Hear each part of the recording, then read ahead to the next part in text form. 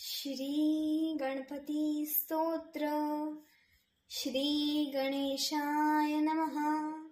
नारद उवाच प्रणम्य शिरसा देवं गौरीपुत्रं विनायकं भक्तावासं स्मरे नित्यम् आयु कामार्थसिद्धये।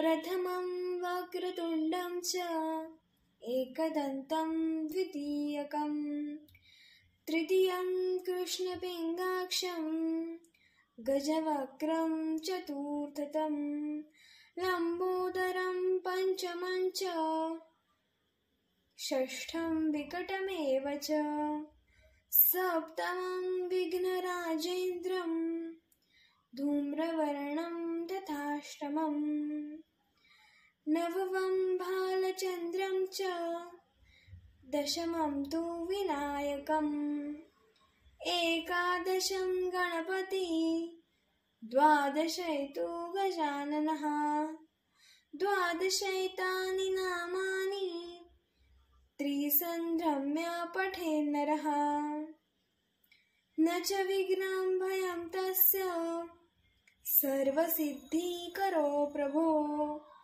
विद्यार्थी लभते विद्या धनार्थी लभते धनम् पुत्रार्थी लभते पुत्रान् मोक्षार्थी लभते गतिम्। जपेत् गणपति स्तोत्र षड्भिर्मासे फलं लभेत् संवत्सरेण सिद्धिं च लभते नात्र संशयः। अष्टभ्यो ब्राह्मणेभ्यश्च लिखित्वा समर्पये तस्य विद्या भवेत् सर्वा श्रीगणेशस्य प्रसादतः।